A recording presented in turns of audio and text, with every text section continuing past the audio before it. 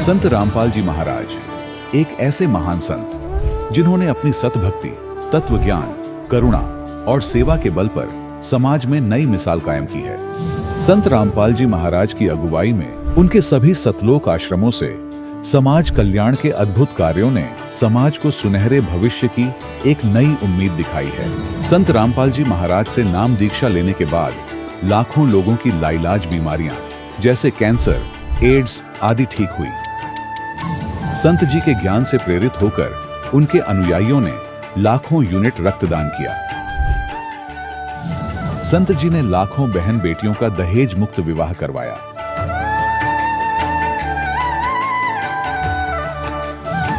संत जी ने लाखों लोगों का नशा छुड़वाया, करोड़ों उजड़े परिवार बसे। संत जी के आश्रमों में समागम के दौरान निःशुल्क नेत्र चिकित्सा, दंत चिकित्सा प्रदान की जाती है। संत रामपाल जी महाराज द्वारा समय समय पर पर्यावरण संरक्षण के उद्देश्य से बड़े स्तर पर वृक्षारोपण किया जाता है। संत जी ने जरूरतमंदों को तत्काल राहत पहुंचाने के लिए एम्बुलेंस सेवा शुरू की। संत जी अपने अनुयायियों को देहदान के लिए प्रेरित करते हैं, जिससे मानवता की सेवा और चिकित्सा क्षेत्र में सुधार हो सके। संत रामपाल जी महाराज के सभी आश्रमों में हर रोज निःशुल्क भंडारा आयोजित किया जाता है, जहां हर वर्ग, हर जाति और हर धर्म के लोग एक साथ बैठकर भोजन करते हैं।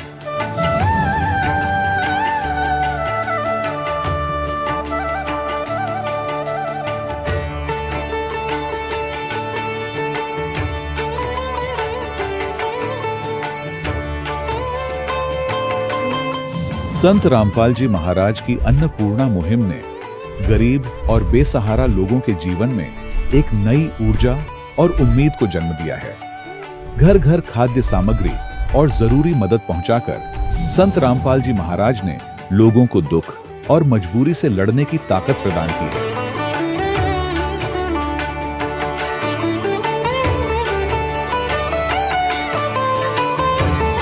संत रामपाल जी महाराज द्वारा गरीब लोगों के लिए घर बनवाने का अद्भुत कार्य एक ऐसी मिसाल कायम कर रहा है जो सदियों सदियों संत जी की उदारता और दया भावना के तौर पर जाना जाएगा।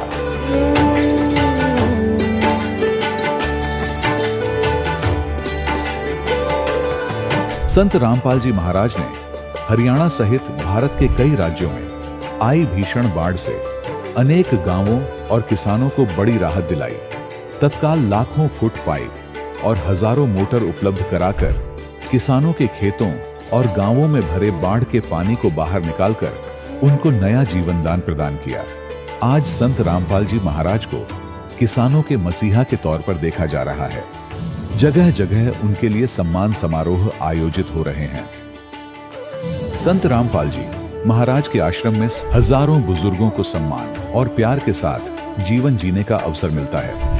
उनके खाने, रहने और स्वास्थ्य की पूरी जिम्मेदारी संत रामपाल जी महाराज उठाते हैं। अनाथ बच्चों के लिए संत रामपाल जी महाराज के सभी आश्रम किसी वरदान से कम नहीं। यहाँ उन्हें शिक्षा, संस्कार और भविष्य के लिए बेहतर अवसर प्रदान किए जाते हैं। चाहे बाढ़ हो, भूकंप या महामारी, संत रामपाल जी महाराज और उनके अनुयायी हमेशा ही जरूरतमंदों के लिए सबसे आगे खड़े रहते हैं। कोविड महामारी के दौरान संत रामपाल जी महाराज के आश्रमों से करोड़ों लोगों के लिए भोजन, दवाइयां और जीवन रक्षक सामग्रियां उपलब्ध कराई गई। चाहे गरीब की मदद हो या किसी शोषित और पीड़ित वर्ग के हक और सम्मान की लड़ाई, संत रामपाल जी महाराज ने हमेशा ही उनकी दबी आवाज को सरकारों तक पहुंचाया है और उन्हें उचित न्याय दिलवाने में अहम भूमिका अदा की है। समाज में आध्यात्मिक और सामाजिक मूल्यों के प्रति जागरूकता लाने में संत रामपाल जी महाराज हर कदम पर मानवता के सच्चे सेवक साबित हुए हैं। संत रामपाल जी महाराज का जीवन हमें सिखाता है कि सच्ची सेवा वही है जो निस्वार्थ भाव से की जाए। आइए हम भी इस महान सेवा के कार्य में इस महान संत से जुड़ें और संत रामपाल जी महाराज से नाम दीक्षा लेकर अपने जीवन को धन्य बनाएं।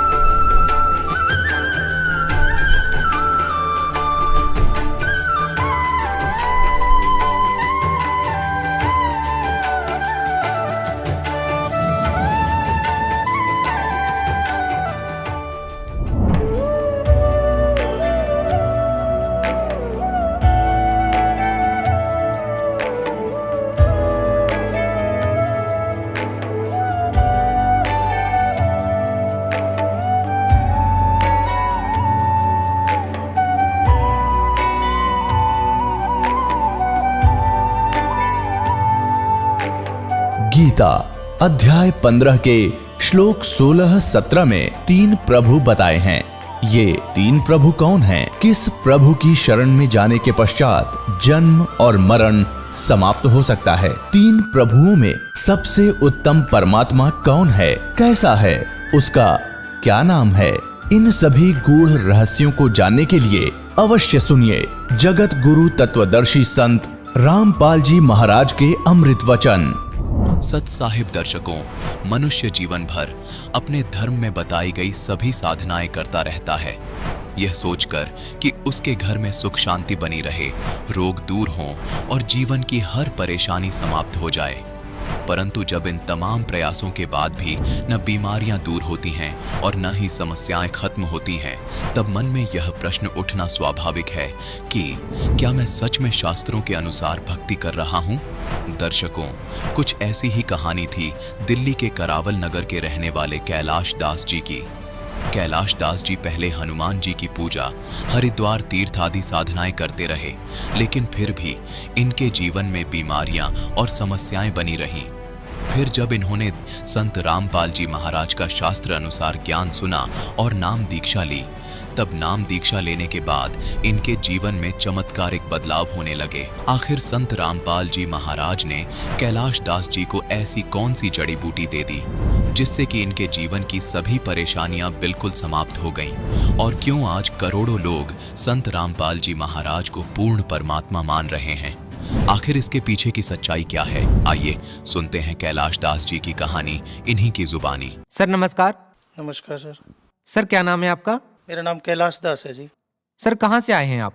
मैं दयालपुर करावल नगर दिल्ली से आया हूँ। संत रामपाल जी महाराज जी से नाम दीक्षा लेने से पहले आप क्या भक्ति साधनाएं करते थे? सर मैं पहले हनुमान जी की पूजा करता था और कावड़ वगैरह लेके भी जाता था, हरिद्वार भी जाता था, सभी तीर्थों पे जाता था। और फिर मैं 88 में मैंने ब्रह्मा कुमारी ज्वाइन किया था। और उसके बाद वहाँ पे जैसे ही वो ज्ञान समझाते थे, उस ज्ञान से जो मेरे को पता लगा, उन्होंने बताया कि परमात्मा निराकार है और ये ब्रह्मा विष्णु शंकर है, ये भगवान है। मेरे को वो बात हजम नहीं हुई। और जब मैं उनसे प्रश्न करता था, वहाँ कई बार जो वो वहाँ पे पढ़ाते थे उसे मुरली कहते थे, तो मैं जो मुरलियाँ हम पढ़ते थे उसमें कई बार ऐसा आता था कि ब्रह्मा और प्रजापिता ब्रह्मा दोनों आत्माएं जुदा जुदा। तो मैं उनसे पूछता था कि भाई प्रजापिता और ब्रह्मा दोनों कौन है? तो वहाँ पे कोई इस बात का जवाब नहीं देता था। तो मैं वहाँ पे वो मुरलियाँ पढ़ पढ़ के भ्रमित हो गया। और मेरे को जब वो ये कहते थे कि परमात्मा निराकार है, तो मेरे को वो बात हजम नहीं होती थी। और मैं वहाँ पे मतलब उनसे जब उत्तर करता था, प्रश्न करता था उन चीज़ों के, तो मेरे को वहाँ पे कोई उत्तर नहीं मिलता था इस चीज़ का। तो मैं वहाँ पे करीब चलता रहा काफ़ी टाइम। 10-11 साल बाद फिर मेरे को वहाँ पर तब पता लगा कि इस ब्रह्मा कुमारी में 2-3 और भाग हो गए हैं, कि एक ब्रह्मा ग्रुप है, एक विष्णु ग्रुप है, एक शंकर ग्रुप है। तो मैं ब्रह्मा ग्रुप में था पहले। माउंट आबू भी गया मैं काफ़ी बार। फिर उसके बाद में एक शंकर ग्रुप बताया, मैं वहाँ पे भी गया। फिर एक विष्णु ग्रुप बताया, मैं वहाँ पे भी गया, पर मेरी कहीं संतुष्टि नहीं हुई। और मेरे अंदर जो मतलब पहले विकार थे वही विकार एज इट इज रहे, और वो भक्ति करने से मेरी संतुष्टि नहीं हुई। फिर मैं वही एज इट इज वो भक्तियाँ करने लगा, सब तीर्थों पे जाने लगा, और जो और गुरु हैं उनके पास जाने लगा। मैं मतलब ये अपना राधा स्वामी में भी गया, उनके भी सत्संग सुने मैंने। और जो आशुतोष महाराज जी के यहाँ भी गया, वहाँ भी सत्संग सुने, पर मेरी कहीं संतुष्टि नहीं हुई। और मुझे कहीं भी ये पता नहीं लगा कि परमात्मा हकीकत है क्या। संत रामपाल जी महाराज जी की शरण में आपका कैसे आना हुआ? ये सन 2013 की बात है। मेरी लड़की यहाँ मौजपुर में ब्याही थी, और उस लड़की को मेरी भूत प्रेत की इतनी ज़बरदस्त बाधा हुई, मैं बहुत दुखी हो रहा था और मेरा शरीर भी काम करने लायक नहीं था। तो मेरे को 20 अप्रैल 2013 को एक मेरे मित्र हैं, उन्होंने फ़ोन करके मुझे बताया कि संत रामपाल जी महाराज का टीवी पे प्रोग्राम आता है। फिर मैंने 20 तारीख में वो प्रोग्राम देखा, और उस प्रोग्राम तो देखते देखते मतलब मेरा एकदम रोम रोम ऐसे हो गया कि बस मेरे को कितनी जल्दी मैं संत रामपाल जी महाराज से मिलूं। और मैं 21 तारीख में सुबह सुबह अपने घर से चल दिया, और मैं संत रामपाल जी महाराज के आश्रम में पहुंचा। और वहाँ जाके जब मैंने देखा कि भाई यहाँ पे तो एक अजीब सा ही मेरे को ऐसे लगा कि जैसे हकीकत में यही परमात्मा है। और मैं वहाँ पे उन्होंने मेरे को बताया कि यहाँ तो ये नियम है कि आप बीड़ी सिगरेट नहीं मांगेंगे। जी मैं तो ये पीता ही नहीं हूँ बिल्कुल भी, आप मेरे को मतलब दर्शन करा दो मालिक के। तो उन्होंने जो नियम में बताए मैंने वे सब स्वीकार करे और फिर मैंने वहाँ पे गुरुजी का नाम लिया 21 अप्रैल 2013 में। संत रामपाल जी महाराज जी से नाम दीक्षा लेने के बाद आपको क्या लाभ मिले? सर मेरे को लाभ तो बहुत मिले, पर मैं एक तो मेरी लड़की को जो भूत प्रेत की बाधा थी उसके बारे में भी मेरा काफ़ी मंथन चल रहा था। एक तो मेरे को शरीर इतना खराब रहता था, मेरे को बैठा भी नहीं जाता था, मेरे हाथों पैरों में सूजन रहती थी। कोई साल ऐसा नहीं जाता था जो मेरा एक्सीडेंट नहीं होता था। मेरे हाथों पैरों के एक्सीडेंट हुए, रोड भी पड़ी मेरे पैर में। और एक तो परमात्मा ने मेरे को मेरा शरीर इतना बढ़िया बना दिया जब से मैं मालिक की भक्ति करने लगा, संत रामपाल जी महाराज की भक्ति करने लगा हूँ, कि मेरे शरीर में कोई भी दुख दर्द नहीं है आज की डेट में। और मेरी लड़की को जो भूत प्रेत की बाधा थी, जैसे ही मैंने 21 अप्रैल 2013 को नाम लिया तो 8-10 दिन बाद मेरी लड़की घर से निकल के और ऐसे चली गई। तो वहाँ से मुझे पता लगा कि लड़की पता नहीं इधर उधर कहाँ चली गई, उसमें भूत प्रेत उसको बहुत परेशान कर रहे थे। तो तभी मैंने आश्रम में नंबर लेकर के फ़ोन किया कि ऐसे ऐसे मेरी लड़की में भूत प्रेत बाधा होती है। तो उन्होंने मेरे को बताया कि आप अभी 2 मिनट होल्ड करो और हम अभी बता रहे हैं। तो वहाँ से मेरे को मैसेज आया कि परमात्मा दया करेंगे। तो उसके बाद जैसे ही मैं मतलब घर के पास गया तो उधर से मेरी लड़की और मेरी घरवाली, दोनों घरवाली भी ढूंढने गई थी लड़की को। लड़की आई और उसने बताया कि पापा मुझे तो वहाँ से ट्रक के नीचे फेंक दिया था किसी ने, और एक सफ़ेद कुर्ते पजामे में आए संत रामपाल जी महाराज सफ़ेद कुर्ते पजामे में गए और मेरी लड़की को ट्रक के नीचे से निकाल लिया और लाके घर छोड़ के गए और कह के गए बेटी तेरा घर है आगे, चली जाए यहाँ से। तो मेरे को और दृढ़ निश्चय हो गया और परमात्मा ने, संत रामपाल जी महाराज ने मेरा जीवन बिल्कुल बढ़िया बना दिया। सर पहले आप ब्रह्मा कुमारी पंथ से जुड़े हुए थे, अब आपने संत रामपाल जी महाराज जी को अपना गुरु बना लिया है। लोगों में ये धारणा है कि गुरु नहीं बदलना चाहिए, गुरु बदलने से पाप लगता है। सर आपका क्या मानना है? नहीं सर, अगर कोई आदमी बीमार है और उसकी बीमारी किसी डॉक्टर से ठीक नहीं हो रही है तो हमें दूसरा डॉक्टर चेंज करना चाहिए, और हम ऐसे ही गुरु भी चेंज कर सकते हैं। जरूरी नहीं है कि एक गुरु से हमारी संतुष्टि नहीं हो रही है आध्यात्मिक, हम दूसरा गुरु ना करें। और आज की दुनिया में पूरे वर्ल्ड के अंदर संत रामपाल जी महाराज जैसा कोई सतगुरु नहीं है जो वेदों शास्त्रों के आधार से भक्ति बताते हैं। ऐसा दुनिया में कोई गुरु नहीं बताता। सर हम आपसे ये भी जानना चाहेंगे कि जैसा कि लोगों का मानना है कि संत रामपाल जी महाराज जी से नाम दीक्षा लेने के लिए पैसे दिए जाते हैं, क्या वास्तव में इस प्रकार की कोई बात है? ये सब झूठ है सर, और ये प्रेस वालों ने वहाँ बात गलत फैलाई गई है। वहाँ पे 1 भी रुपया नहीं लिया जाता है, ना वहाँ कोई ऐसी नियम बना हुआ है कि जो गुरुजी से नाम लेगा उसको कोई दक्षिणा या कोई फीस दी जाएगी। वहाँ निःशुल्क नाम दान दिया जाता है। सर कुछ लोगों का यह भी कहना है कि संत रामपाल जी महाराज अन्य धर्मगुरु की निंदा करते हैं, क्या कहना चाहेंगे आप इस बारे में?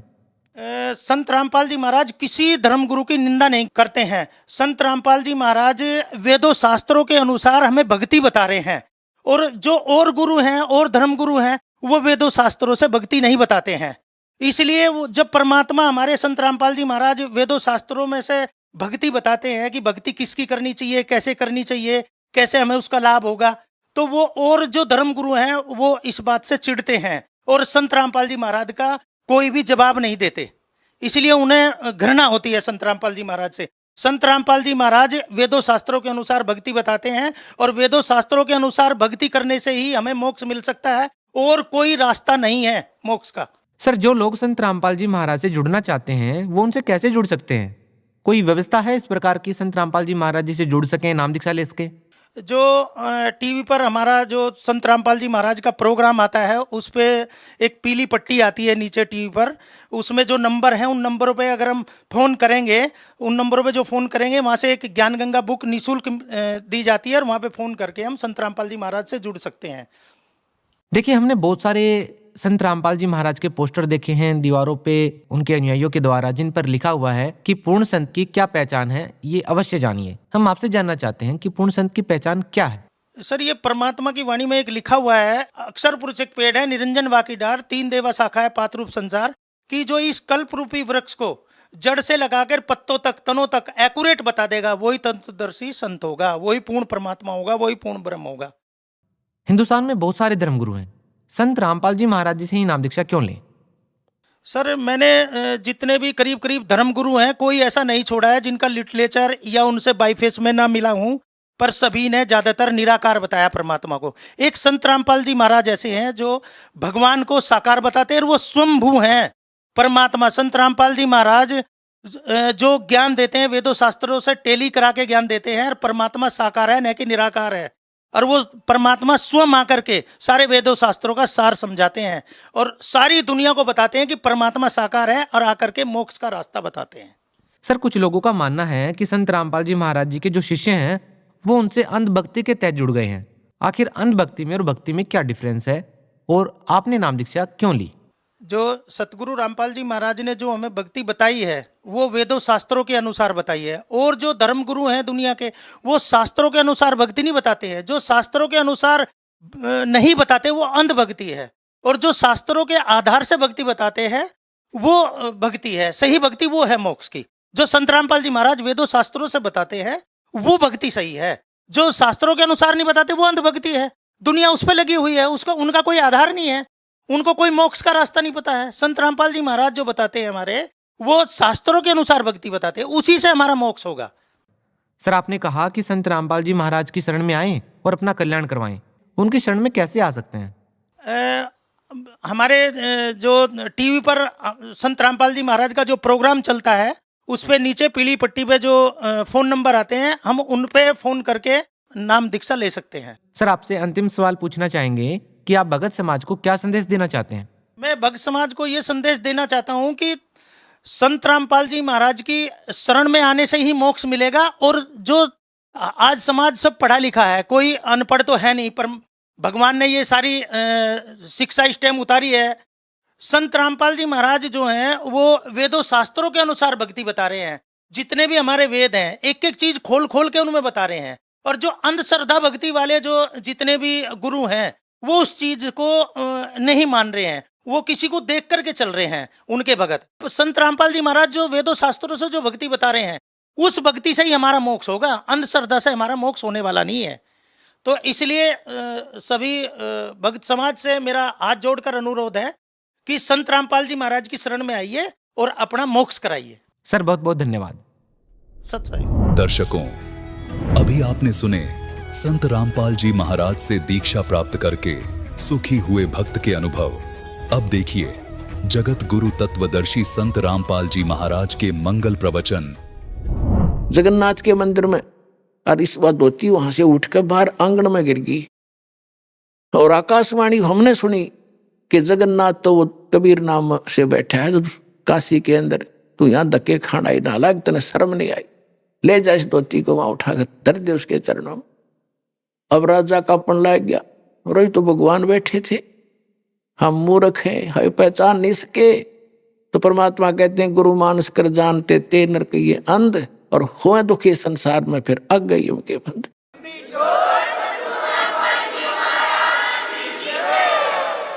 एक तीर से दो शिकार किए, वह मूर्ख गुरु की भगत परमात्मा घर बैठे और उस पत्थर मंदिर में जब धक्के खान गई।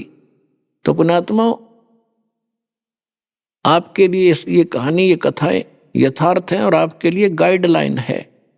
इस भक्ति रूपी पौधे को सफल करने के लिए, इस भक्ति रूपी लाल को सफल करने के लिए कबीर साहब कहते हैं गुरु मानुष कर जानते हैं। वो तो खुद परमात्मा थे ही थे, इसमें तो कोई शक नहीं, जानो चाहे ना जानो तो भगवान ही थे। लेकिन इस समय के लिए परमात्मा ने इस दास के लिए वाणी बोली थी कि अपना दास भेजूंगा, अगर उसके प्रति जैसी आपकी श्रद्धा होगी वैसा ही आप आगे जाके व्यवहार करोगे। तो ये जो सच्चा ज्ञान और ये ज्ञान भगवान ही दे सकता है, और भगवान के द्वारा उसका दास भेजा हुआ दे सकता। तीसरा इस पृथ्वी पर यू ज्ञान नहीं दे सकता, ना आज तक दिया ना दे सका। तो वो ज्ञान आज दास आपको वो गाइडलाइन बता रहा हूं जहां आप हवल होते हो और जिस कारण से आप इस भक्ति गेम में फेल हो जाते हो। अब क्या बताया परमात्मा ने कि गुरु गोविंद कर जानियो रहियो शब्द समाए, मिले जब दंडवत बंदगी नहीं पल पल ध्यान लगावे। गुरु को परमात्मा मानकर चलिएगा और उनके वचन पर पालन करते रहना, उनके द्वारा दिए गए शब्द यानी नाम का सिमरण करते रहना। जब गुरु जी मिले दंडवत पंथ की, नहीं फिर भी उनको 100 बार दिन में याद करे, इस प्रकार आपकी सफलता होगी। अन्यथा जैसे माता गर्भ को रखे यत्न बनाए, हेस लगे त छन होवे तेरी ऐसे भक्ति न सावे। ये मुश्किल से दाव लगे आपका। पहले तो ज्ञान समझ मान का को नहीं, जल्दी सी 100 तक खरपतवार पैदा होंगे, ये कैसे हो गया, वो कैसे हो गया, ये सारी अग्रम अग्रम यो ज्ञान छोड़ दे नहीं, जब पढ़ेंगे और सुनेंगे तो एक दिन सेट कर देगा सारी जो हमारे अंदर जो भरा हुआ था वो अज्ञान, वो धीरे धीरे साफ हो जाएगा। उसमें समय लगता है। और फिर आपको नाम मिल गए, सतनाम मिल गया, तो सार नाम का भी परमात्मा ने आदेश दे रखा, दास को खोल दे पिटारा, खजाना खोल दिया तुम्हारे लिए।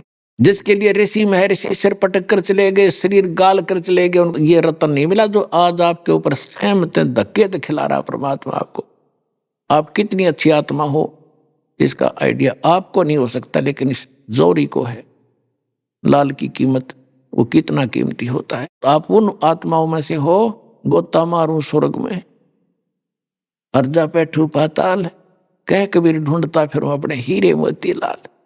आपके लिए भटक रहा है परमात्मा। कहते मैं रोए तू सृष्टि को, और ये सृष्टि रोए मोहे, गरीबदास इस योग को। अब समझ नहीं सकता कोई, ये तो भगवान भगवान करते। पर्वत पर्वत में फिरा कारण अपने राम, राम जैसे संत मिले जिन सारे सब काम यहाँ सरेंगे। मोक्ष भी आपका होगा, कंप्लीट मंत्र मिलेंगे, और पूरा घर में भी सुख, शरीर में भी सुख, और जहाज में बैठ के जाओगे। ये सत्कर्म मान लेना, जब लगे रहे तो नियमित रहना।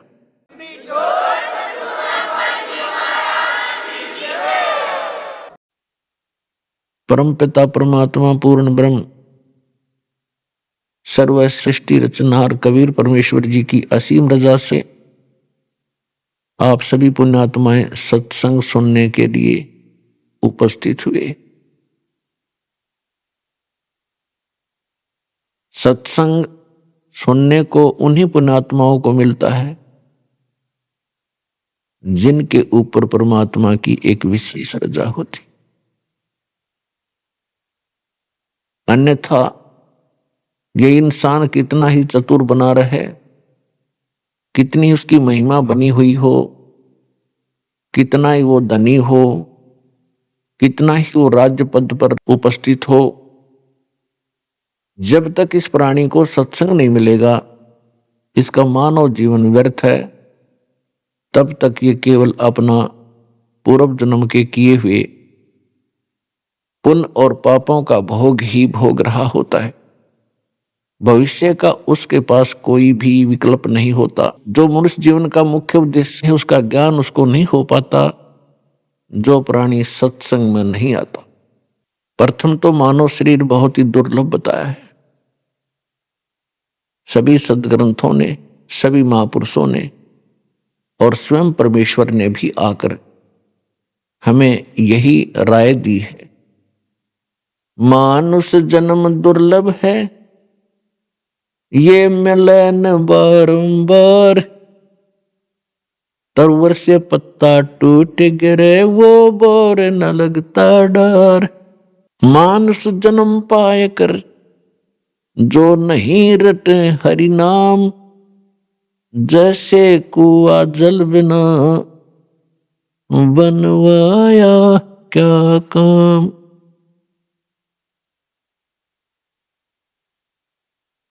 बिन उपदेश अचंभ है, ये क्यों जीवत हैं प्राण। भक्ति बिना कहाँ ठोर है, ये नर नाही पाषाण। अगम निगम को खोज ले, बुद्धि विवेक विचार। उदय अस्त का राज मिले, तो बिन नाम बेगार। पृथ्वीपति चकवे गए, जिनके चक्र चलंत। ये रावण श्री खे कौन गिणे, ऐसे गए अनंत। सर्व सोने की लंका थी, वो रावण से रणधीरम, एक पलक में राज बिराजी, जम के पड़े जंजीरम। परमपिता परमात्मा अपने बच्चों को इस काल के जाल से निकालने के लिए, यथार्थ ज्ञान बताने के लिए वो स्वयं ही यहां आते हैं। और जब परमात्मा आते हैं तब तक हम इन काल के दूतों द्वारा अज्ञान के अंदर इतने ओतप्रोत कर दिए जाते हैं कि हम उस ज्ञान को सुनना भी पसंद नहीं करते। आज से 600 वर्ष पहले परमात्मा इस कलयुग में स्वयं आए थे, सन 1398 में, और सन 1518 तक 120 वर्ष कबीर परमेश्वर जी एक जुलाहे की भूमिका करके और साथ में ये तत्व ज्ञान प्रचार किया करते थे। उस समय परमात्मा हमें यही ज्ञान दिया करते थे कि तुम यहां के वासी नहीं हो। और वो परमात्मा जिन महापुरुषों को मिले हैं उनको भी यही ज्ञान दिया, उनको अपने से परिचित कराया। उनमें से कौन कौन वो महापुरुष हैं कलयुग के अंदर जो दास के नॉलेज में है, तो उन महापुरुषों को परिचित कराया अपने से। तो वो महापुरुष कौन कौन हैं? आदरणीय धर्मदास साहिब जी, आदरणीय मलुकदास साहिब जी, आदरणीय नानक देव साहिब जी, आदरणीय दादू साहिब जी, आदरणीय गरीबदास साहिब जी, गांव छुड़ानी, जिला झज्जर, हरियाणा वाले, आदरणीय गीसा दास साहिब जी, गांव खेकड़ा, जिला बागपत, उत्तर प्रदेश वाले, आदरणीय स्वामी रामानंद जी, काशी वाले। इन महापुरुषों को परमात्मा मिले और उन महापुरुषों ने भी परमात्मा से प्राप्त ज्ञान को हमारे को बताने की चेष्टा की, लेकिन हम नहीं समझ सके इसका कारण क्या था। जब परमात्मा आकर स्वयं 120 वर्ष तक हमें यही ज्ञान देते रहे, गली गली में जाकर, गांव गांव में प्रकट होकर, एक समय हजारों जगह प्रकट हो जाते थे भगवान, और वहां जाकर अपने बच्चों को ज्ञान सुनाते समझाते थे। अब परमात्मा के अंदर इतनी पावर है, हमारे बहुत से काम तो उनके दर्शन मात्र से ही सिद्ध होने लग जाते हैं।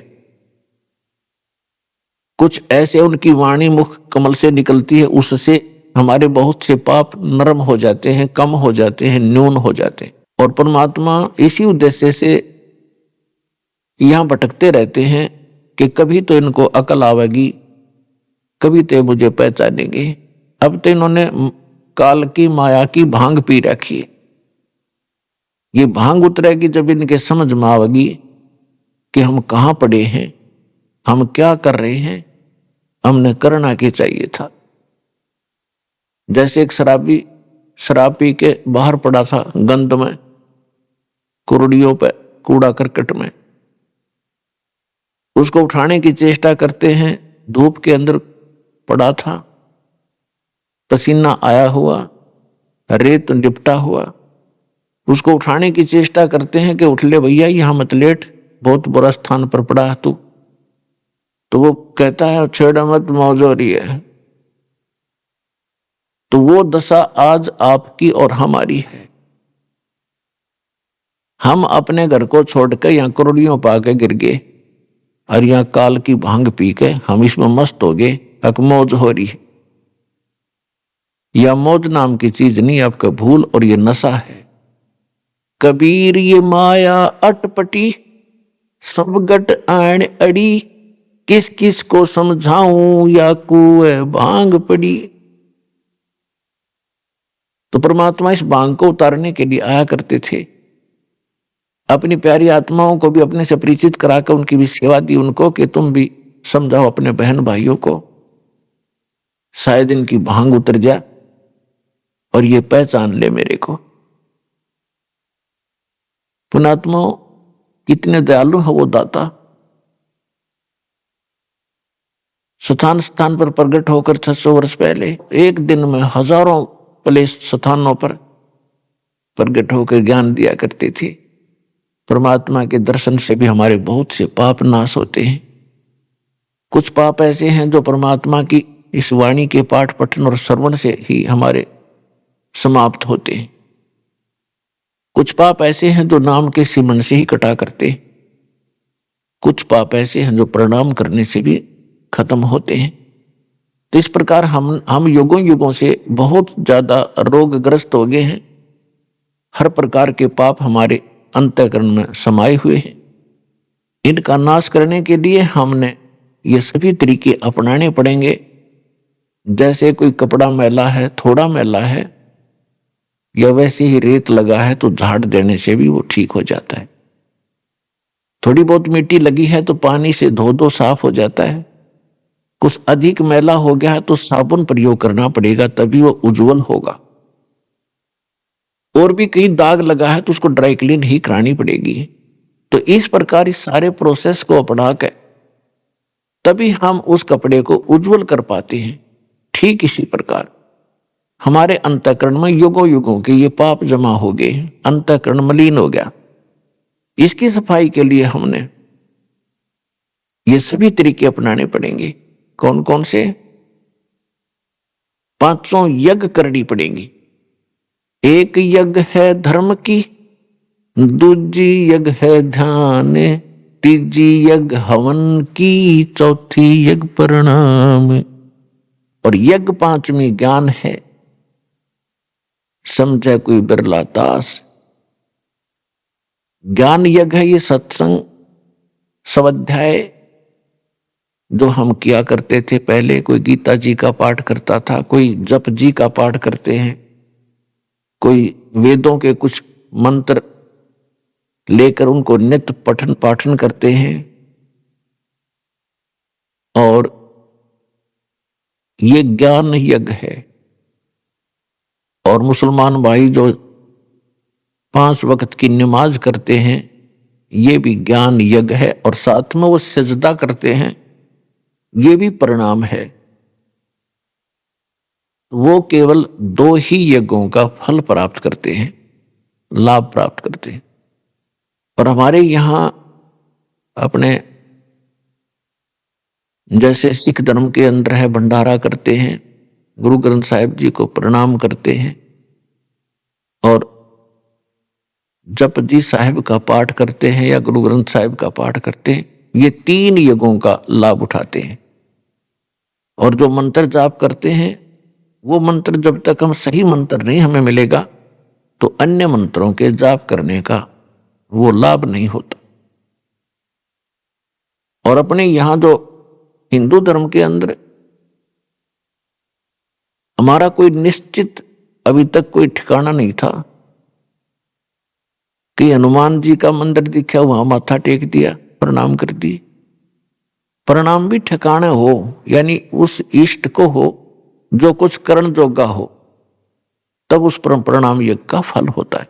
तो यहां पर जो वेदों के ज्ञाता थे, वेद पढ़ा करते थे, इन्होंने कुछ एक ने, जैसे हमारे घर घर में प्रत्येक के पहले एक जोत जला करती देसी घी की, वो हवन यज्ञ था। और अपना पाठ करते थे गीता जी का, तो वो ज्ञान यज्ञ था। यदि हम कोई अन्य पढ़ते थे, हनुमान चालीसा, गणेश जी की आरती या अन्य, तो वो ज्ञान यज्ञ नहीं था। तो ज्ञान यज्ञ वही होता है जो यथार्थ धर्म ग्रंथों से हम उसका अध्ययन करते हैं,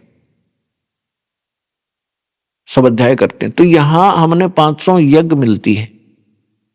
एक यज्ञ है धर्म की, जैसे आप देख रहे हो भंडारा चलता है भगवान का, सदा व्रत दिन रात चल रहा है। एक यज्ञ है धर्म की, दूसरी यज्ञ है ध्यान, यानी हम परमात्मा का चिंतन जो करते हैं, उसकी याद बनी रहती है, वो हमारा ध्यान यज्ञ है। और तीसरी यज्ञ हवन की, यहां आप देखते हो ज्योति जलाई जाती है। एक समागम में यहां पर लगभग 8 जैसे अब के 8 क्विंटल घी का हवन होगा, 800 किलो, तो ये हवन यज्ञ है। पुण्यात्माओं, अभी तक हम भक्ति कर जरूर रहे थे पर रीस करा करते, भक्ति नहीं थी। परमात्मा कहते हैं जिन हर जैसा सुमरिया ताको तैसा लाभ, ओसा प्यास न भाग ही जब तक दसे न आवे। जिन हर जैसा सुमरिया, जिन्होंने जैसी भक्ति या सेवा सिमरन यज्ञ धर्म किए उनको उतना ही लाभ मिला। जैसे ओस के चाटने से प्यास नहीं बुझ सकती, जीभ गिल्ली हो सकती है बस। और जब लग दसे नहीं आब, जब लग गट गट 2-3 गिलास पानी नहीं पी लेगा, प्यासा व्यक्ति ओस चाटने से प्यास नहीं बुझे। अभी तक हम ओस चाट रहे थे और सतलोक आश्रम में आपको अब वो गिलास के गिलास पीने को मिल रहे हैं। आप इतनी भक्ति और धर्म कर रहे हो, अब आत्मा की युगों युगों की प्यास बुझेगी, आप भक्ति धन से परिपूर्ण हो जाओगे, आपके बच्चे सुखी होंगे, आपका शरीर स्वस्थ होगा, आपके हर प्रकार के संकट जो आपके ऊपर आने हैं वो नहीं आने देगा भगवान, उनको टालेगा। इसलिए भगवान की खोज करते हैं। लेकिन वो करेगा किसके लिए? परमात्मा उनके लिए करेगा जो समर्पित होंगे। और एक कबीर परमात्मा के अतिरिक्त आपके स्वप्न में भी किसी अन्य देवी देवता के बारे में ये इच्छा व्यक्त ना हो कि ये मुझे लाभ दे, मैं इससे कुछ मांगूं, तब आपको ये लाभ मिलेगा। आप मंत्र करते हो इन्हीं देवताओं के, ये इनकी पूजा साधना नहीं, इनसे कोई डिमांड नहीं करनी, नहीं तो आपकी भक्ति हीन होनी शुरू हो जाएगी, क्योंकि आप पहले से इनके कर्जवान हो। और ये साधना मजदूरी करके जो प्रथम मंत्र आपको दिया, इनकी आप ऋण चुकाते रहो, इनसे कुछ मत मांगो। आप मांगो अपने समर्थ दाता से, कबीर भगवान से, और आपको वो अपने कोटे से देता रहेगा और उधर से आपका कर्ज उतरता रहेगा। तो उसको पति भरता कहते हैं, जो अपने पति के अतिरिक्त अन्य किसी पुरुष की इच्छा सपने में ना करे। बाकी ये नहीं कि किसी पुरुषों से नफरत करे पतिव्रता, नहीं, आदर सबका करती है, लेकिन जो पति वाली भावना उसकी पति के अतिरिक्त दूसरे में हो ही नहीं सकती, तो उसको पति भरता कहते। तो यहां परमात्मा कहते हैं जब आप जी मेरे प्रति उस पति भरता पद पर आ जाओगे, फिर आपके पाप कर्म रूपी कोई कांटा आपको हानि नहीं कर पाओगा। क्या बताते हैं? जैसे पतिव्रता जमी पर जो जो धर है पांव, समर्थ झाड़ू देत है ना काटा लग जावे। आदरणीय गरीबदास साहिब जी अपने समर्थ परमात्मा कबीर जी की महिमा किस प्रकार सुनाते हैं कि जिसमें आप परमात्मा पर इतने आश्रित हो जाओगे और कबीर भगवान के अतिरिक्त आपको कोई परमात्मा दिखाई नहीं देगा जो आपका संकट निवारण कर दे। वैसे तो सच्चाई भी यही है, लेकिन आपका कद समझ में आवेगी वो उसके लिए कहा है। तो उसके लिए बताते हैं जैसे पतिव्रता जमी पर जो जो धर है पांव, यानी वो पुण्यात्मा समर्पित कबीर भगवान पे और सच्चे इस नाम का जाप करते हुए अपने जीवन रूपी सफर में जब वो चलती है, समर्थ कबीर परमात्मा आपके जीवन के सफर में उन सभी कांटों को पहले निकालना, बुहारना शुरू कर देता है जो पाप के कारण आपको हानि करने वाले थे, ताकि मेरी प्यारी आत्मा को वो पाप रूपी कांटा कोई हानि ना करते, समर्थ झाड़ू देत है ना कांटा लग जाए। तो यहां इस सतलोक आश्रम में आपको वो 500 यज्ञ प्राप्त होती हैं। एक यज्ञ है धर्म की, आप यहां भंडारा चलता है।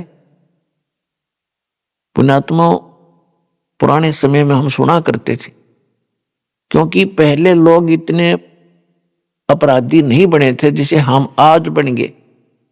हम शिक्षित हो। अब जैसे दास ने एक प्रश्न और सुना था कि आज तक हम परमात्मा को क्यों नहीं समझ सके, क्यों नहीं पहचान सके, क्योंकि हम अशिक्षित रहे। और अशिक्षित होने के कारण हम उन्हीं लोगों को महत्व देते रहे जो संस्कृत बोला करते, और घनी ज्यादा स्पीड से जो बोल देता तो हम सोचे ये तो भगवान उतर गया। और इसने वेदों को सही जाना, गीता जी को, तो उसकी बात को हमने फाइनल मान लिया कि विद्वान पुरुष है, इन्होंने वेदों और गीता पुराणों को पढ़ा है, ये जो बता रहा सही है। और परमात्मा आया करते, वो आपकी भाषा में बोला करते, सिंपल लैंग्वेज में, और वो हमारे समझ में नहीं आई। ये तो कबीर है, धानक है, जुलाहा है, शूद्र है, ये वेद गीता को पढ़ नहीं सकता, क्योंकि ब्राह्मण लोग ही वेद और गीता और सदग्रंथों को और संस्कृत के पढ़ने के अधिकारी थे वो उस समय। तो परमात्मा नहीं चाहता था हमें शिक्षित बनाना। क्यों नहीं चाहते थे? क्योंकि इसमें सबसे ज्यादा दोष है शिक्षा के अंदर। क्या दोष आ गया? हम छोटी मोटी नौकरियां प्राप्त कर ली, छोटे मोटे पद प्राप्त हो गए, बड़े से छोटे बड़े कोई पद प्राप्त हुए, अहंकारी हो गए, अप टू डेट अफलातून बनकर चालें। हम भूल गए भगवान को, साइंटिस्ट बन के हम परमात्मा से दूर हो गए, डॉक्टर बन गए, कहते मैं दवाई देता हूं, औषधि देता हूं, इससे ठीक होते। पुण्यात्मा, परमात्मा ने ये विष आपको अब खिलाना अनिवार्य समझा था, नहीं तो पहले भी शिक्षित कर देते, आपको क्या दिक्कत थी। लेकिन आपके अंदर से भगवान दूर हो जाता। अब ये 5505 वर्ष वाला समय आ गया। 1997 में कलयुग 5505 बीत गया, और उसके बाद आप देख रहे हो ये वैज्ञानिक तरक्की। मोबाइल फोन नहीं थे पहले, ये मोबाइल फोन बनवाए। टेलीविजन नहीं थे, ये जो आजकल जैसे इलेक्ट्रॉनिक मीडिया इतना ज्यादा बनवा दिया, इंटरनेट, यूट्यूब, इतना तहलका मचवा दिया दाता ने। पहले तो इसमें बकवाद भर रखी है इस यूट्यूब और इन वेबसाइटों पर। अब इसके अंदर परमात्मा का ज्ञान भरा जाओगा। घर बैठे बच्चे उसको पढ़ेंगे, सुनेंगे, समझेंगे और पहचान कर भगवान को भागे आएंगे। यदि पहले परमात्मा शिक्षित कर भी देता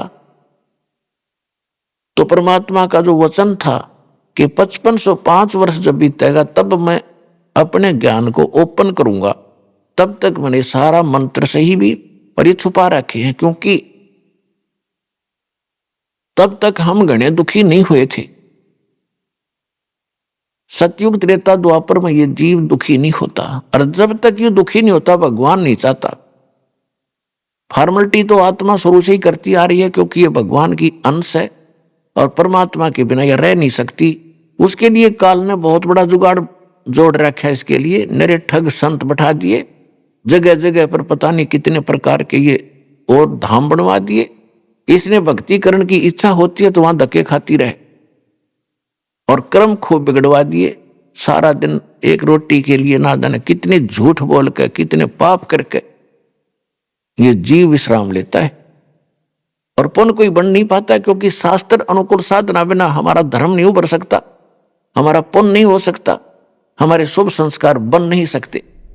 अभी आपने सुने संत रामपाल जी महाराज के मंगल प्रवचन। आइए अब सुनते हैं संत रामपाल जी महाराज से नाम दीक्षा लेकर सतभक्ति करके अद्भुत लाभ प्राप्त करने वाले अनुयायी के विचार। मनुष्य जीवन भर सुख और शांति की तलाश में अपने धर्म में प्रचलित हर प्रकार की पारंपरिक भक्ति साधनाएं करता है, लेकिन जब इसके बावजूद भी उसे शांति नहीं मिलती है तो वह मानसिक तनाव का शिकार हो जाता है। दर्शकों, ऐसी ही कहानी थी महाराष्ट्र के रहने वाले ज्ञानेश्वर लोहकरे जी की। ज्ञानेश्वर जी ने बचपन से ही हिंदू धर्म में बताई गई सभी भक्ति साधनाओं को अपनाया, लेकिन इसके बावजूद भी इनके जीवन में सुकून नाम की चीज नहीं थी। दर्शकों, जब हिंदू धर्म में की जाने वाली भक्ति साधनाओं से इन्हें कोई राहत नहीं मिली तो इन्होंने दामाखेड़ा पंथ का सहारा लिया, लेकिन अफसोस वहां से भी ज्ञानेश्वर जी को केवल निराशा ही हाथ लगी।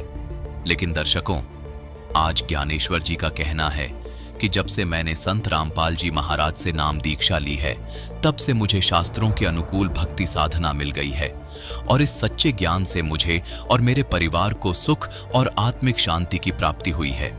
दर्शकों, आखिर ऐसा क्या है कि लाखों लोग अपने अपने पंथों को छोड़कर संत रामपाल जी महाराज की शरण में आ रहे हैं? आखिर इसके पीछे की सच्चाई क्या है? आइए सुनते हैं ज्ञानेश्वर लोहकरे जी की कहानी, उन्हीं की जुबानी। जी नमस्कार। सच साहेब, क्या नाम है जी आपका? ज्ञानेश्वर लोहकरे। ज्ञानेश्वर जी, कहाँ से आए हैं आप? मैं नागपुर से आया हूँ। सर, क्या करते हैं आप? मेरा प्रिंटिंग प्रेस का व्यवसाय है। सर, संत रामपाल जी महाराज से नाम दीक्षा लेने से पहले आप क्या भक्ति साधना करते थे? संत रामपाल जी महाराज से भक्ति लेने के पहले ही हम कबीरपंथी थे, लेकिन हम दामाखेड़ा से अटैच थे और कम से कम नहीं कुछ तो 30 से 35 साल वही से हमने भक्ति की है और यह भक्ति करने से हमको कोई भी लाभ नहीं था। सर, जैसे कि आपने बताया कि पहले आप कबीरपंथी थे और आप दामाखेड़ा पंथ से जुड़े हुए थे। संत रामपाल जी महाराज भी कबीरपंथी संत है, तो आपको संत रामपाल जी महाराज से नाम दीक्षा लेने की क्या जरूरत आन पड़ी जब आप पहले से ही कबीरपंथी संतों से जुड़े हुए थे? सर, बात ऐसी है, जुड़े हुए तो थे लेकिन हमको कोई लाभ नहीं था और हमारे घर में इतनी दरिद्री थी, मतलब हम ना आगे बढ़ सकते थे ना कुछ कर सकते थे। बस पैसा आता था जाता था, कर्जे में डूबे रहते थे। हम हमेशा कर्जे में डूबे रहते थे। कुछ दिन के बाद में हमारे यहाँ संत रामपाल जी महाराज के शिष्य आए 3-4 और उन्होंने हमको बताया, हम भी कबीरपंथी है लेकिन आपका मार्ग अलग है। उसमें कुछ हमारे दामाखेड़े में जुड़े हुए भी थे, 2-3 भगत, वो भी आए, बोले आप ये छोड़ दो और संत रामपाल जी महाराज से नाम दीक्षा ले लो और सत्संग देखो बोले। तो हमने मानी नहीं उनकी बात को।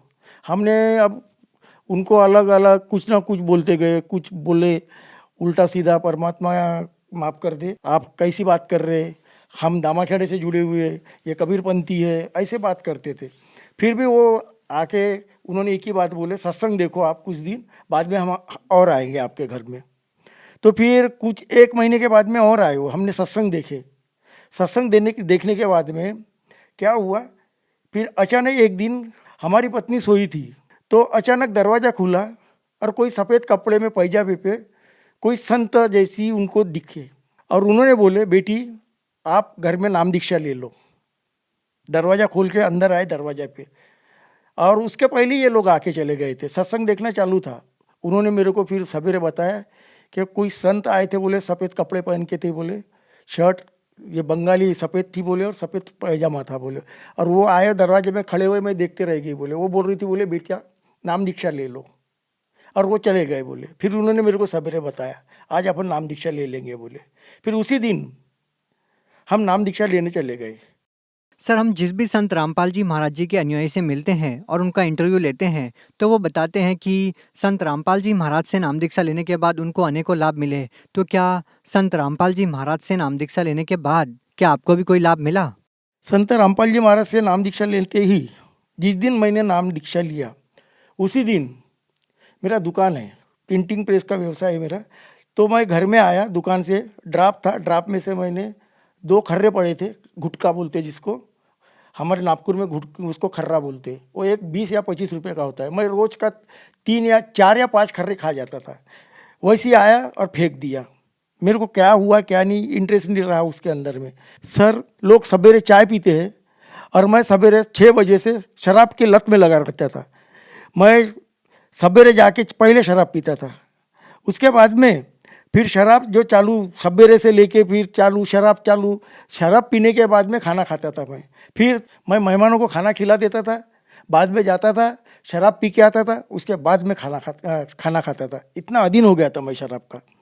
और खर्रे कम से कम मेरे 4 से 5 खर्रे, जिसको गुटखा बोलते हैं, वो भी हो जाते थे। मेरा कम से कम नहीं कुछ तो महीने में 10 से 12 हज़ार रुपया खर्रे इसी के अंदर में चला जाता था। और मेरे घर में फिर बहुत परेशानी जाती थी। लेकिन जिस दिन संत रामपाल जी महाराज जी से नाम दीक्षा लेके आया मैं, उसी दिन से मेरा नशा कहाँ गया, खर्रे की लत कहाँ गई, नशे की लत कहाँ गई, कहाँ पता ही नहीं चल रहा है मेरे को। और तब से मैंने आज तक अभी तक ना तो मेरे को याद आई है, ना मैं खर्रा खाने वाले के पास में अभी खर्रे की बदबू सहन नहीं होती और दारू की बदबू भी सहन नहीं होती मेरे को। उसके बाद मैं जो बीमारी से पीड़ित रहता था, कभी वात होता था, कभी एक्सीडेंट होता था, कभी मेरे नस का ऑपरेशन होता था। और उसके संत रामपाल जी महाराज से मैंने जब से नाम दीक्षा लिया, उसके बाद में मुझे कोई बड़ी बीमारी नहीं हुई। एक बार क्या हुआ, क्या मेरे ये दिल के अंदर में कुछ मतलब धड़कन चालू हो गई, तो मैं डॉक्टर के पास गया, तो वो उनको बताया, तो बोले कि किधर है। मैं बोला बाई तरफ में है। बोला कुछ मेरे को गड़बड़ लगी, अटैक के समान लग रहा है मेरे को। तो वो बोले नहीं, पहले ईसीजी निकालो बोले। मैं बोला आप गोली तो दे दो, रात हो गई थी, 9:30 बज गए थे। बोला कुछ दवा तो दो, सुबह मैं निकल जाऊंगा और फिर ईसीजी निकालूंगा तो एडमिट हो जाऊंगा। नहीं बोले मैं ऐसी दवा नहीं दे सकता। बोले हार्ट का दिख रहा है तुम्हारा, और बोले इधर का रहता है, बोले तो मैं कर देता। बोले पहले आप ईसीजी निकालो बोले जाके हॉस्पिटल में। मैं ईसीजी निकालने जाऊंगा और एडमिट करने को बोलेंगे तो फिर ये बोलेंगे कि कोरोना की टेस्ट करो। परमात्मा वैसे ही गया, मैं घर में डंडोत डाला, प्रणाम किया और संत रामपाल जी महाराज जी से बोला आप ही हो, क्या है क्या नहीं आप देख लो। फिर मैं डंडोत डाल के फिर घर से फिर गया और बाद में मैं ईसीजी निकाला। ईसीजी निकालने के बाद में फिर मेरा ब्लड टेस्ट किया, शुगर टेस्ट किया। संत रामपाल जी महाराज ने ऐसी दया की क्या मेरी पूरे के पूरे रिपोर्ट पूरी 0 आ गई। ना तो मुझे कुछ था, ना मेरा शुगर था, ना ब्लड में कुछ था, कुछ भी नहीं, पूरी रिपोर्ट नील आ गई। डॉक्टर ने बोले कुछ दवा नहीं है, कुछ तुमको बोले बीमारी नहीं है, घबराने की कोई बात नहीं है, बोले कोई गोली देने की ज़रूरत नहीं है बोले तुमको। तो फिर भी मैं ये गोली लिख के देता हूँ, ये खाओ बोले। मैंने 2 गोली खाया, फेंक दिया बाकी वो गोली को। तब से लेके आज तक के ना तो मेरे शरीर, ना दिल में धड़कन में कोई है, ना कुछ कोई बीमारी नहीं है मेरे को। और एक लाभ ये हुआ, मेरी आर्थिक परिस्थिति इतनी ख़राब थी क्या मैं हमेशा कर्जे में डूबा रहता था, मैं हमेशा कर्जा लेता था। लोग बोलते भी थे ऐसे तेरे को क्या ज़रूरत पड़ती है। लोग मेरे को ताने दे रहे थे क्या तुम्हारे तो बोले 10,000 तो किराने दुकान वाला कमाता है, बोले तुम्हारा लड़का 10,000 कमा रहा है, बोले हंसते थे लोग। और जब 2 साल के अंदर में जब जैसी मैंने संत रामपाल जी महाराज से नाम दीक्षा लिया और उसके प्रमोशन ऐसे होते गए 10 से 20, 20 से 30, 30 से 40 हज़ार, ऐसा हो संत रामपाल जी महाराज की दया से मेरे लड़के का प्रमोशन पे प्रमोशन होते गया। 2 साल के अंदर में उसके 3 प्रमोशन हो गए और आज उसका 60,000 रुपये पेमेंट है और आज हम सब सुखी है घर में। और ये सभी संत रामपाल जी महाराज की दया से हुआ है। और संत रामपाल जी महाराज ने इतनी बड़ी मेहर की है हमके क्या मैं बता नहीं सकता। और उनकी गुण इतने गाऊंगा तो भी कम है, इतना उन्होंने मेरे ऊपर में संत रामपाल जी महाराज ने दया की हुई है। हमारा मकान ऐसी था, झोपड़ा था। लोग बोलते थे मकान क्यों नहीं बनाते, पानी गलता था, परेशान आ गए थे हम। लेकिन जब नाम दीक्षा लिया संत रामपाल जी महाराज से और अभी कैसी मकान बन गया लॉकडाउन के अंदर में, संत रामपाल जी महाराज की दया से आज हमारा मकान भी बन गया है और मकान बन के हम वो मकान में रहने भी चले गए। सर ऐसा क्या होता है कि जो भी व्यक्ति संत रामपाल जी महाराज से नाम दीक्षा लेता है वो पहले तो नशा कर रहा होता है, लेकिन जैसे ही उनसे नाम दीक्षा लेता है तो वो नशा छोड़कर नशे से नफरत करने लग जाता है। सर आपके जीवन में ऐसा बड़ा बदलाव कैसे आया, क्योंकि आप तो शराब के बगैर खाना भी नहीं खाते थे। सर बात यह है कि जब संत रामपाल जी महाराज जी ने हमारे को जो नाम दीक्षा दिया और उसके अंदर जो मंत्र दी है, उस मंत्र के अंदर में इतने पावर है। वो सच्चे सद्भक्ति शास्त्रों के नियम के अनुसार जो चारों वेदों में लिखी हुई है, जो वेद बताते हैं, वही साधना हमको दी गई है, वही मंत्र दिए गए। हम पहले मनमाना आचरण करते थे, अब जैसे ही वो मंत्र जाप करना शुरू कर दिया तो वो लाभ होना अपने आप चालू हो गया हमें। और वो लाभ ऐसे हो गए कि अभी वो लाभ होते ही जा रहे हैं हमको। सर जो लोग अभी भी नशा करते हैं और आपकी तरह वो नशा चाहकर भी नहीं छोड़ पा रहे हैं, तो क्या वो भी आपकी तरह संत रामपाल जी महाराज से नाम दीक्षा लेंगे तो क्या उनका भी नशा छूट जाएगा? जी हाँ, मैं गारंटी के साथ बोलता हूँ कि अगर जो भी कोई अगर कोई नशेड़ी दारू पीने वाला खर्रा खाने वाला अगर संत रामपाल जी महाराज से अगर नाम दीक्षा लेगा तो मैं गारंटी देता हूँ कि उनकी नशा और उनका खर्रा उनको पूरी तरह से ख़त्म हो जाएगा और वो छोड़ देगा, इतनी मैं गारंटी देता हूँ। सर, जैसा कि आपने बताया कि पहले आप दामाखेड़ा पंथ से जुड़े हुए थे, वो भी कबीरपंथी संत हैं और संत रामपाल जी महाराज भी एक कबीरपंथी संत हैं। तो आप दोनों कबीरपंथी संतों में क्या भिन्नता पाते हैं? भिन्नता ये है कि जहाँ हम कबीर पंथों में थे पहले दामाखेड़ा से जुड़े हुए थे, तो दामाखेड़ा वाले कबीरपंथी जो है कबीर परमेश्वर को वो सद्गुरु मानते हैं और हमको भी यही सब पढ़ाते थे, सद्गुरु है सद्गुरु है। मैं बोला सद्गुरु है क्योंकि इतने साल से हम भक्ति कर रहे और वो चौका आरती करते थे। चौका आरती के अंदर में जहाँ वहाँ पैसा उनके लाने जाने का खर्चा दो, उनको कुछ कपड़े दो, हाँ, और चौका आरती में जो जितने लोग आएंगे उनका खाना बनाओ, हाँ, और खाना बनाने के बाद में फिर उनको कपड़े लत्ते दो सभी को, हाँ, और उनका जाने आने का खर्चा दो। और चौका आरती के भी पैसे लगते थे, मिनिमम कम से कम एक चौका आरती करने के लिए उनके सामग्री के लिए नहीं कुछ तो 10,000 से 15,000 रुपये का खर्चा आता था खाली वो चौका आरती के सामग्री के लिए। जब संत रामपाल जी महाराज के शरण में आए हम और नाम दीक्षा लिए तो उन्होंने हमको सत्संग देखे, सत्संग, और उन्होंने हमको जो सत्संग के अंदर में बताए, संत रामपाल जी महाराज जी ने हमको कबीर साहब को परमेश्वर बताया।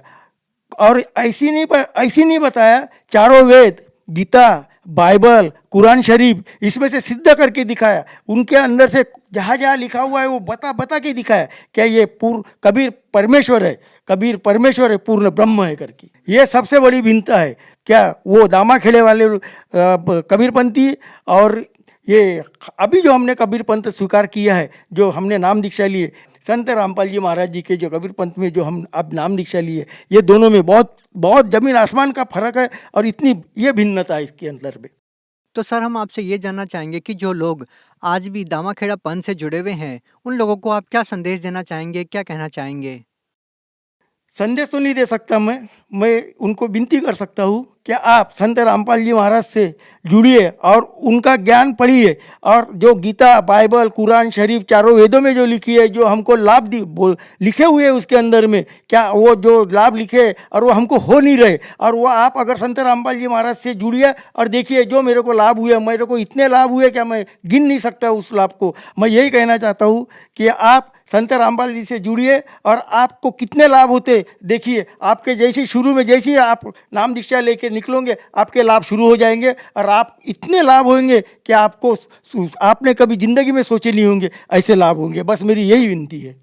सर, जो लोग संत रामपाल जी महाराज से नाम दीक्षा लेना चाहते हैं वो उनसे नाम दीक्षा कैसे प्राप्त कर सकते हैं? सर, संत रामपाल जी महाराज से नाम दीक्षा लेना बहुत सोपी है, सीधा है, क्योंकि अभी पूरे इंडिया के अंदर, भारत के अंदर में अभी जितने भी जिले हैं वहाँ पे नामदान केंद्र जुड़े हुए हैं और सभी जिले के अंदर नामदान केंद्र है। और दूसरी बात, संत रामपाल जी महाराज के सत्संग आते हैं, बहुत सारे टीवी चैनल पे सत्संग आते हैं और वहाँ पे एक पट्टी चलती है, उस पट्टी के ऊपर में नामदान के जो नंबर है, मोबाइल नंबर दिए जाते हैं, आप उसके ऊपर में कांटेक्ट कीजिए, आपको सब बता दिया जाएगा कि आप कौन से सिटी से हैं, आप कहाँ से हैं, आप फलाने जगह पे जाओ और वहाँ पे नामदान लेके आप अपना दीक्षा लो और आप अपना कल्याण करो।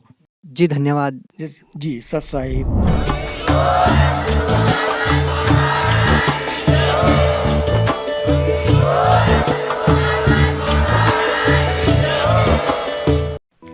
आप सुन रहे थे जगत गुरु तत्वदर्शी संत रामपाल जी महाराज के मंगल प्रवचन। अधिक जानकारी के लिए संपर्क करें।